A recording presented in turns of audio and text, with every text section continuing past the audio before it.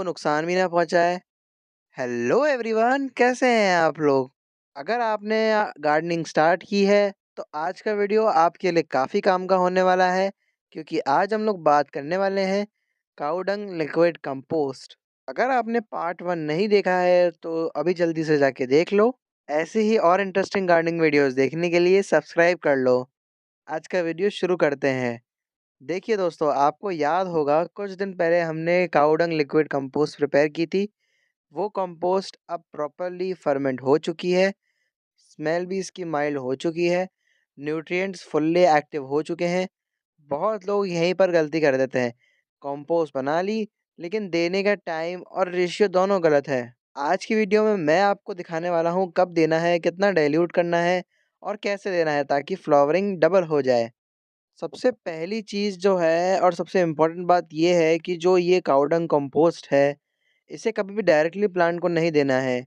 देखिए क्यों नहीं देना है? काऊ डंग कंपोस्ट जो होता है वो नेचुरली होता है, लेकिन इसका मतलब ये नहीं कि वो वीक होता है। लिक्विड फॉर्म में भी वो काफ़ी कंसंट्रेटेड और पावरफुल होता है।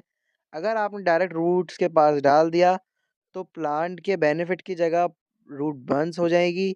रूट जब बर्न होती है तो प्लांट ऊपर से ग्रीन दिखता है लेकिन अंदर से ग्रोथ रुक जाती है और फिर फ्लावरिंग भी नहीं आती। इसलिए डिल्यूशन बहुत ज़रूरी है। सही रेशियो, प्लांट सेफ रहते हैं और रिजल्ट भी फास्ट देखने को मिलता है। अगर गलत रेशियो यूज़ किया तो प्लांट की ग्रोथ स्लो हो जाएगी और डैमेज का रिस्क काफ़ी ज़्यादा बढ़ जाएगा। गार्डनिंग में हमें ये चीज़ हमेशा ध्यान रखनी है, ज़्यादा देना सॉल्यूशन नहीं होता है, सही देना सॉल्यूशन होता है। डिल्यूशन कैसा रखना है?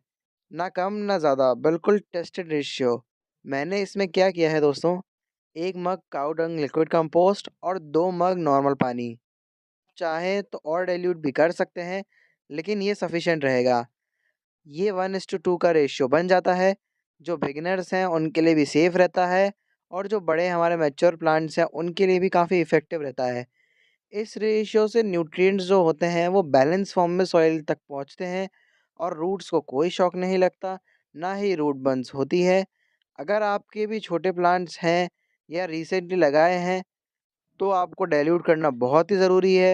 इससे रूट्स जो होती हैं वो आराम से न्यूट्रिएंट्स एब्जॉर्ब करती हैं, सॉइल के माइक्रोब्स एक्टिव हो जाते हैं, प्लांट ओवरऑल एक स्मूथ ग्रोथ मोड में चला जाता है।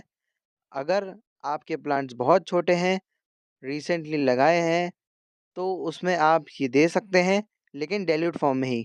कौन से प्लांट्स को हम इसे दे सकते हैं? देखिए दोस्तों, ये है ऑर्गेनिक कंपोस्ट।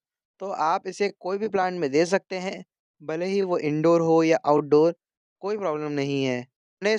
सबसे हमने इसको फ्लावरिंग और फ्रूटिंग प्लांट्स में दिया है, उसके लिए यूज़ करा है। उनमें सबसे अच्छे तरीके से रिज़ल्ट हमें देखने को मिलता है। जैसे ऑरेंज का प्लांट है, चाइना ऑरेंज जो हमने लगाया था कुछ टाइम पहले उसमें लगाया, मैरीगोल्ड, रोज़, अनार का प्लांट, गुआवा प्लांट, सब में दिया है थोड़ा-थोड़ा। इसका इफ़ेक्ट थोड़ा स्लो होता है लेकिन लॉन्ग टर्म में ये प्लांट को स्ट्रॉन्ग करता है इंटरनली। फ्रूट ड्रॉप बिल्कुल ना के बराबर हो जाता है। प्लांट स्ट्रेस में भी बैलेंस रहता है। इसी वजह से कोई केमिकल फर्टिलाइज़र की इसमें ज़रूरत नहीं करती है। ऑर्गेनिक कंपोस्ट जो होती है वही बेस्ट मानी जाती है। आपने वेजिटेबल प्लांट्स भी लगाए हैं तो टोमेटो, चिली, ब्रिंजल, भिंडी सब में यूज़ कर सकते हैं आप इसको। इसको जो देने का टाइम है वो आपको सबसे ईज़ी चूज़ करना है। वो होता है सुबह। अगर आपने दोपहर की धूप में दिया इसको तो भी रूट बर्न हो सकता है। गार्डनिंग में बहुत लोग यही चीज़ इग्नोर कर देते हैं। कंपोस्ट देने का टाइम जो है वो सुबह जल्दी या फिर शाम को, जब धूप कम होती है और मिट्टी ठंडी हो। अगर आप तेज़ धूप में कंपोस्ट देते हैं तो न्यूट्रिएंट सॉइल में एब्जॉर्ब होने से पहले इवेपोरेट हो जाते हैं। इससे प्लांट को प्रॉपर न्यूट्रिशन नहीं मिलता और आपको लगता है कंपोस्ट का कोई इफ़ेक्ट नहीं हुआ। एक और इम्पॉर्टेंट बात ये है दोस्तों, कंपोस्ट देने से पहले सॉइल चेक कर लो। अगर मिट्टी बिल्कुल सूखी है तो पहले उसको हल्का सा नॉर्मल पानी दे दो। मॉइस्ट सॉइल में न्यूट्रिएंट्स अच्छे होल्ड होते हैं और रूट्स तक जाते हैं। इस छोटी सी टाइमिंग और सॉइल कंडीशन की गलती से मैक्सिमम लोगों की ऑर्गेनिक गार्डनिंग फेल हो जाती है और फुल बेनिफिट नहीं मिलता है। सही टाइम पर दी गई कंपोस्ट का रिजल्ट भी डबल होता है, अगर ध्यान रहे दोस्तों। कंपोस्ट डालें कैसे? देखिए दोस्तों, कंपोस्ट जो होती है वो इसको आपको स्लोली स्लोली डालनी है। एकदम डायरेक्टली इसके प्लांट के ऊपर नहीं डालना है, पत्तियों के ऊपर नहीं डालना है, आपको रूट्स के पास सॉइल में डालना है इसको। जो मैंने डाइल्यूटेड सॉल्यूशन बनाया है, इसको धीरे-धीरे पोर करा है ताकि सॉइल उसको अच्छे से एब्ज़ॉर्ब कर सके। जल्दी में डालने से पानी बाहर बह जाता है और न्यूट्रिएंट वेस्ट हो जाते हैं। कभी-कभी कंपोस्ट सॉल्यूशन को लीव्स पर स्प्रे करना चाहिए, ऐसा लोग सोचते हैं, लेकिन ये वाले की ज़रूरत नहीं होती है, इससे फंगल प्रॉब्लम आ सकती है। कंपोस्ट का काम जो है ये वाली सॉइल और रूट्स के लिए ही होता है, इसमें लीव्स का कोई रोल नहीं रहता। एक मीडियम साइज़ पॉट में एक आधा या फिर 1 मग पूरा काफ़ी होता है सॉल्यूशन। ज़्यादा देने से प्लांट को कुछ नहीं फ़र्क पड़ता, बल्कि स्ट्रेस में आ सकता है। इस बात को हमें याद रखना है। इसके बेनिफिट्स क्या-क्या हैं? देखिए दोस्तों, जो काऊ डंग लिक्विड कंपोस्ट होता है, ये प्लांट को नहीं, सॉइल को भी अंदर से ज़िंदा बना देता है।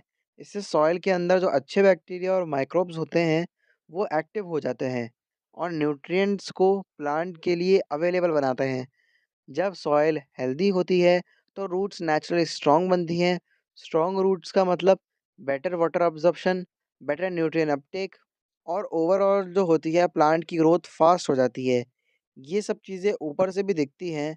आपने नोटिस किया होगा, अगर कंपोस्ट देने के कुछ दिन बाद हमारे भी इसमें प्लांट्स जो है उनमें न्यू शूट्स निकलने लग गई हैं। लीव्स का कलर डीप ग्रीन हो जाता है और प्लांट की ओवरऑल ग्रोथ फ्रेश और एनर्जेटिक हो जाती है। यही वजह है कि मैं काऊ डंग कंपोस्ट यूज़ करता हूँ।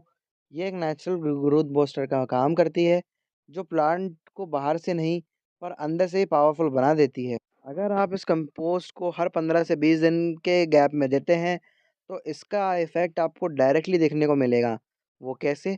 फ्रूटिंग प्लांट्स में फ्रूटिंग काफ़ी अच्छी बढ़ जाएगी, फ्रूट साइज़ बहुत ही बड़ा मिलेगा आपको।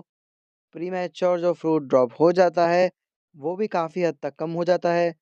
फ्लावरिंग प्लांट्स में जो बड्स होती है, उसकी क्वांटिटी इंक्रीज़ हो जाती है। पहले जहाँ 2-3 फूल आते थे, वहाँ ज़्यादा बड्स आएँगी, वहाँ 5 से 10 भी आ सकती हैं।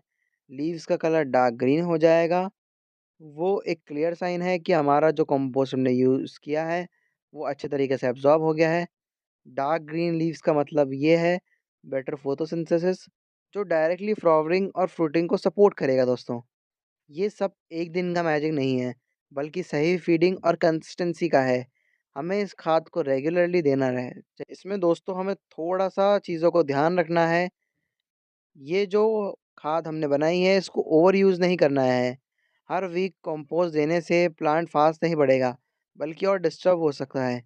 हमेशा 15 से 20 दिन का गैप हमें ज़रूर रखना है इसमें, ताकि प्लांट्स को न्यूट्रिएंट एब्ज़ॉर्ब करने का टाइम और उससे ही यूज़ करने के लिए प्रॉपर एब्ज़ॉर्ब करने का मिले टाइम उसको। ऑर्गेनिक फीडिंग स्लो होती है लेकिन लॉन्ग लास्टिंग होती है। अगर आपका प्लांट रिसेंटली ट्रांसप्लांट हुआ है, तो कम से कम 10 दिन का वेट करना है। ट्रांसप्लांट के बाद पहले अपनी रूट सेट करता है प्लांट, उसके बाद ही एक्स्ट्रा न्यूट्रिशन की ज़रूरत होती है। गार्डनिंग में एक रूल हमेशा सिंपल याद रखना है, जब प्लांट बैलेंस होता है, तभी वो बेस्ट रिज़ल्ट देता है। ज़बरदस्ती फीडिंग या फिर ज़्यादा खाद देना भी प्लांट के लिए बेस्ट नहीं माना जाता है। ऑर्गेनिक गार्डनिंग में हमेशा हमें ये चीज़ें ध्यान रखनी है, पेशेंस और कंसिस्टेंसी। अगर आज हमने सही से इसकी फर्टिलाइज़र सही से दिए ऑर्गेनिक, तो कल हमें इसका रिज़ल्ट दुगना-तिगुना मिलेगा। पर अगर हमने इसको अच्छे से नहीं दिया, तो डिसअपॉइंटमेंट ही मिलेगी। लेकिन अगर सही तरीके से और सही रेशियो से हम यूज़ करते रहते हैं, तो मिट्टी की क्वालिटी भी इम्प्रूव होती है।